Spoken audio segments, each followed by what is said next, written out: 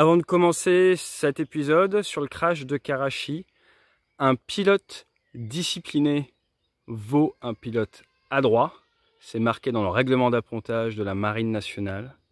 Et le deuxième point de réflexion pour bien comprendre cet épisode, il y a des statistiques sur le nombre d'accidents qui ont pour cause le facteur humain, mais il n'y a aucune statistique sur le nombre d'accidents évités grâce à l'intervention humaine en amont.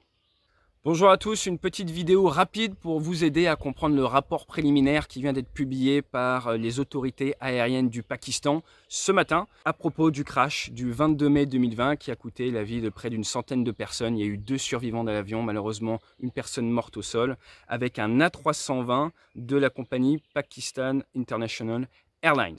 L'objectif de cette vidéo, c'est vous expliquer un petit peu la séquence des événements en m'appuyant sur le rapport préliminaire. Aucun jugement, c'est beaucoup plus facile d'être là tranquillement dans un jardin en Normandie que dans un avion de ligne en train de prendre des décisions. Mais vous expliquer ce qui se passe, vous aider à mieux comprendre les informations que vous allez voir sortir avec les dépêches de presse ou dans les news.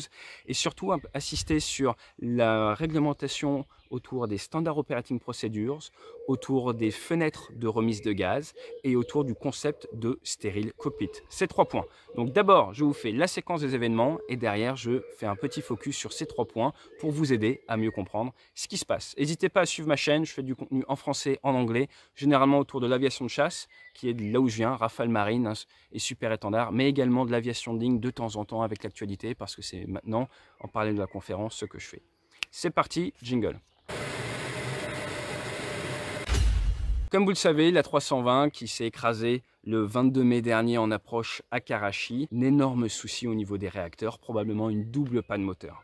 Ce qu'il faut comprendre, c'est que le rapport préliminaire vient nous apporter un éclairage nouveau grâce aux premiers éléments fournis par tous les enregistreurs. Vous connaissez les boîtes noires qui enregistrent les conversations, mais également tous les paramètres moteurs. Le BEA, le Bureau Enquête Analyse, qui est notamment français, pourquoi est-ce qu'il a pu participer? Parce que c'est un avion Airbus, donc de conception en partie française, a pu analyser tout ça et le rapport préliminaire vient s'appuyer sur ces faits et ces faits seulement. Et moi, de mon côté, je ne spéculerai jamais sur cette chaîne. De temps en temps, vous le savez, je fais de la télé au Canada sur CTV News, on fait de la réaction, d'essayer d'éduquer les gens.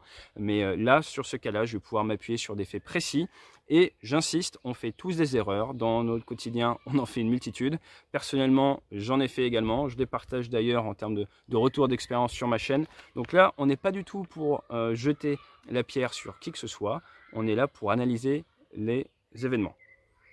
La 320 décolle pour un vol court. Contrainte du vol court, forte charge de travail pour l'équipage. Vous devez préparer l'avion pour le départ, faire toute votre checklist, décoller l'avion, rentrer le train, monter à votre altitude de croisière. Une fois en altitude de croisière, vous refaites des checklists et vous commencez déjà, parce que c'est un vol court, à préparer la descente. Préparer l'arrivée sur le terrain, on prend la météo, la dernière, on rentre les approches, toutes ces choses-là, on fait les briefings et on commence la descente. Le but du jeu, c'est d'être éco-friendly dans l'aérien, croyez-le ou pas. On va essayer donc de monter, d'intercepter une certaine altitude et ensuite de réduire les moteurs et de planer carrément jusqu'à le plus près possible du terrain, sortir le train et se poser. Le but du jeu, c'est d'utiliser le moins possible les moteurs. On consomme moins de pétrole, ça fait moins de bruit, tout le monde est content. Donc on vient chercher une certaine pente. Et dans ce cas-là, notre équipage arrive au niveau de croisière, se fait autoriser à descendre et il se retrouve mais vraiment très haut sur le plan. Très haut sur le plan, ça veut dire quoi? C'est-à-dire que vous devez normalement, par exemple, sur ce plan-là, eh bien eux, ils étaient comme ça, très haut. À partir de là, le contrôle est proactif. Les contrôleurs sont bons, ils leur disent par deux fois, est-ce que vous voulez faire un 360 degrés pour augmenter la distance parcourue et perdre votre altitude de manière saine? Il y en a 2 fois, l'équipage dit il n'y a pas besoin, on va y arriver, on descend. À plus de 7000 pieds, l'équipage décide de sortir le train. Pourquoi? Parce que pour freiner une sorte de planeur, les avions modernes sont des sortes de planeurs, vous n'avez pas de 36 manières. Vous réduisez les gaz, si ça freine toujours pas assez, vous sortez les aérofreins, si ça ne freine toujours pas assez, vous pouvez éventuellement, je dis bien éventuellement, moi j'ai jamais eu besoin de sortir le train aussi haut, sortir le train d'atterrissage, ça crée de la traînée, ça vient freiner l'avion. Traînée dont on reparlera plus tard. Qu'il décide à 7000 pieds de sortir les speed brakes, les aérofreins, et le train. Ça crée donc de la traînée, l'avion descend plus. Le contrôle est encore proactif, vous voulez plus de distance? Non, c'est bon. Ils interceptent l'ILS, donc l'axe final. Et là, une fois intercepté sur l'ILS, à 1700 pieds, ils rentrent les aérofreins et dans la foulée, le train. Me demandez pas pourquoi, je ne sais pas, avec les informations qui me sont transmises, pourquoi ils rentrent le train à ce moment-là, assez proche du terrain. Normalement, ils auraient dû garder le train dehors, on est d'accord. Ils se retrouvent à continuer l'approche, ils sont très rapides.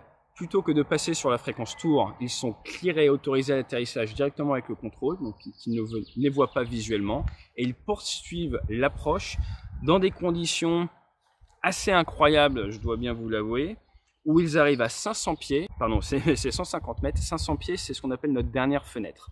À 1000 pieds, 300 mètres sol, normalement on doit être assez proche de notre vitesse d'atterrissage avec une partie de nos procédures effectuées. Et à 500 pieds, dans la plupart des compagnies, on a des SOP, Standard Operating Procedures.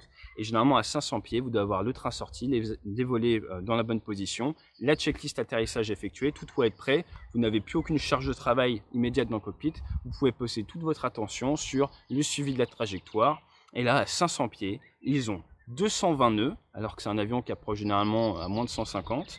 Et ils ont un variomètre, donc une vitesse verticale de 2000 pieds par minute. Ça veut dire que s'il continue à ce rythme-là, sans tirer sur le manche, à ce moment précis, dans un quart de minute, dans 15 secondes, il touche le sol. Dans l'US Navy, on nous apprend la minute to live rule. Tu dois toujours avoir une minute à vivre. Ça veut dire que si tu as 1000 pieds, tu ne dois pas avoir plus de 1000 pieds au variomètre par minute. Comme ça, tu as au moins une minute avant de toucher le sol. Si tu as 2000 pieds, c'est 2000 pieds minutes. Si tu es à 5000 pieds, c'est 5000 pieds minutes. Ça, c'est pour des pilotes de chasse. Généralement, pour les pilotes de ligne, dans les compagnies, on nous apprend qu'en dessous de 5000 pieds, on n'a pas le droit d'avoir plus de 1000 pieds vario ou 1500 pieds vario, c'est variable. Mais 2000 pieds vario à 500 pieds, sol, personnellement, ça me choque un petit peu. Il continue l'approche, il touche train rentré la piste. Il y a des images où on voit justement que ça frotte. Là, ça frotte au niveau des moteurs. Il décide d'enclencher la reverse, donc on passe la puissance en négatif, ils sortent les aérofreins, et là, dans une séquence pas très bien connue encore, ils essayent d'actionner le train vers le bas, puis dans la foulée, le remontent, et décident de remettre les gaz. On remet pleine puissance, ils ont tellement d'énergie, ils repartent, ils remontent, et ils vont glisser en vente arrière, ils se représentent pour un nouvel atterrissage, et là, ils montent à 2000 pieds d'altitude.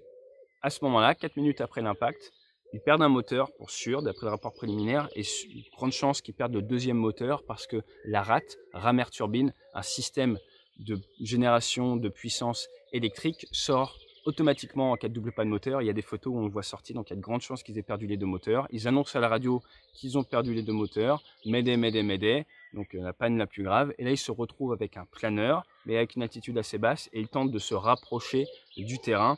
Malheureusement, ils n'arrivent pas à atteindre le terrain, la piste 25, et ils finissent dans la ville à une distance de 1340 mètres avec le train sorti. Le train qui crée beaucoup de traînées, comme on le disait tout à l'heure, mais néanmoins pas de volée.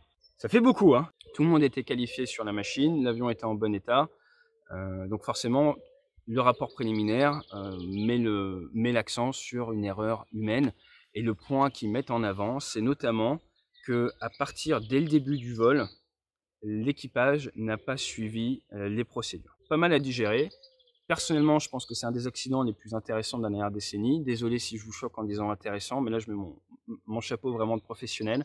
Ça fait partie de notre devoir d'apprendre de chaque accident. Et un accident comme ça, je pense, avec le rapport final qui sortira dans 1 an, servira vraiment de piqûre de rappel. Il y a énormément de procédures dans l'aviation civile, même dans l'aviation militaire. Vous avez les SOP, dont je vous ai parlé, Standard Operating Procedures, plusieurs centaines de pages qui vous expliquent comment vous comporter professionnellement en dehors et à l'intérieur du cockpit.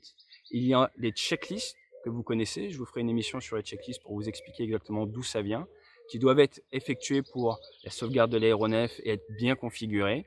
Et ensuite, dans les SOP, vous avez ces fameuses altitudes de décision, 1000 pieds, 500 pieds. Et si à 1000 pieds, vous n'êtes pas dans les clous, si à 500 pieds, vous n'êtes pas dans les clous, il n'y a pas à discuter, c'est remise des gaz automatique, sinon c'est une faute professionnelle. Quand on arrive dans la plupart des grandes compagnies, on nous explique, et je dis pas ça, cette petite compagnie aussi sûrement, moi j'ai pas fait, mais je pense que c'est partout pareil, on vous explique l'importance de l'intégrité. L'intégrité, c'est faire la bonne chose même lorsque personne ne vous regarde.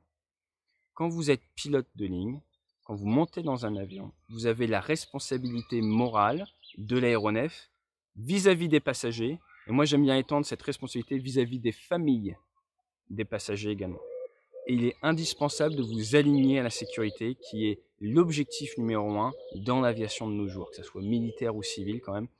Sécurité, sécurité, sécurité. Ça peut être moins vrai dans l'armée dans certains cas extrêmes, mais normalement, vous devez toujours avoir des neurones sur la sécurité. Toujours, toujours, toujours.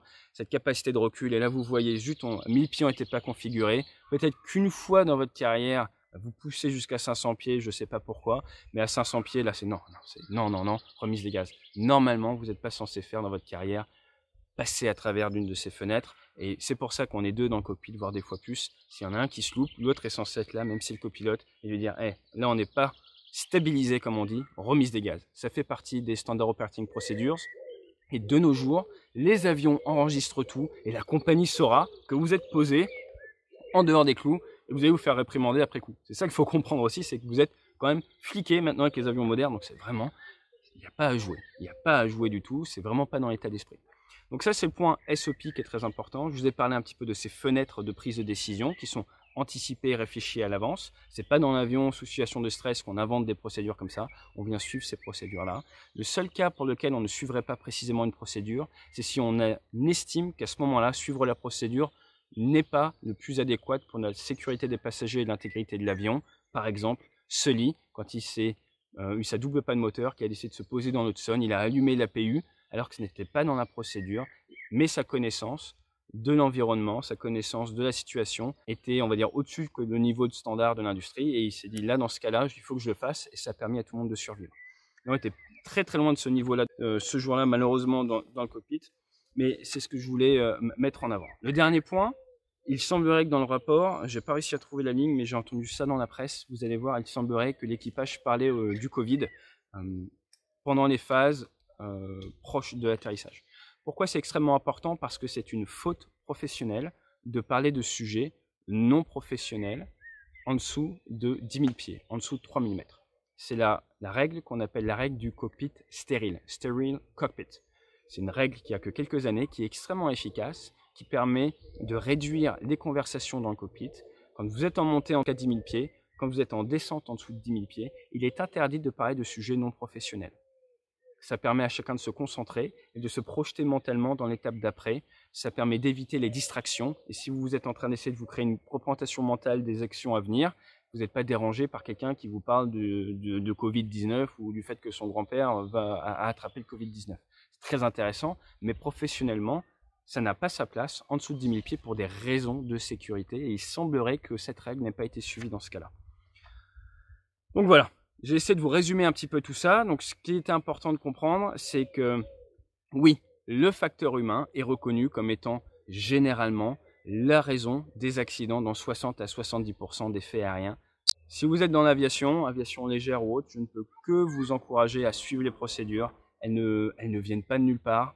Et là, encore une fois, j'ai bien peur qu'on soit dans un cas d'école du pourquoi on a créé ces SOP, pourquoi on a créé cette checklist, pourquoi on a créé le stérile cockpit, tout simplement parce que ça marche et ça sauve des vies. Je vous laisserai avec ça. N'hésitez pas à me mettre dans les commentaires si vous avez des questions.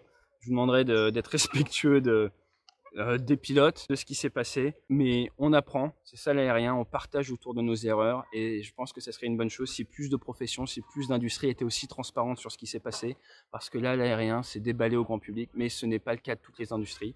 Donc je vous invite à prendre ça en considération, le débriefing, ça permet d'améliorer l'ensemble de la profession, l'ensemble des professionnels, et c'est une chose extrêmement puissante. Merci à vous, fly safe, stay safe, et à bientôt.